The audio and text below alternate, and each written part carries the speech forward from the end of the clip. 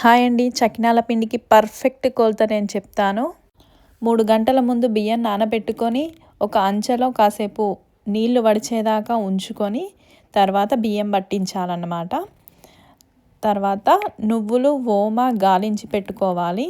ఆ నువ్వులు ఓమని కూడా ఒక అంచెలో నీళ్లు మొత్తం వడిచేదాకా పెట్టుకోవాలి. ఇది డ్రై అవ్వాల్సిన అవసరం లేదు, ఓన్లీ వాటర్ వెళ్ళిపోతే సరిపోతుంది. నేను 3 kgs రేషన్ బియ్యం తీసుకున్నాను. కేజీ బియ్యానికి 1/2 kg నువ్వులు, 2 టేబుల్ స్పూన్ల ఓమ.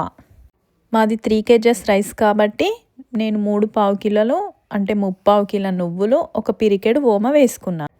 దీనిలోకి 2 పిరికలంతా ఉప్పు వేసుకున్నాను. కిలోన్నరకి పిరికెడు అన్నమాట. కిలోన్నర రైస్కి పిరికెడు ఉప్పు వేస్తే పర్ఫెక్ట్ ఉంటుంది. కొంచెం ఎక్స్ట్రా వేసుకున్నాను ఎందుకంటే అది క్లాత్కి వెళ్తుందని. అంతే, వాటర్ వేసి కలుపుకోవడమే.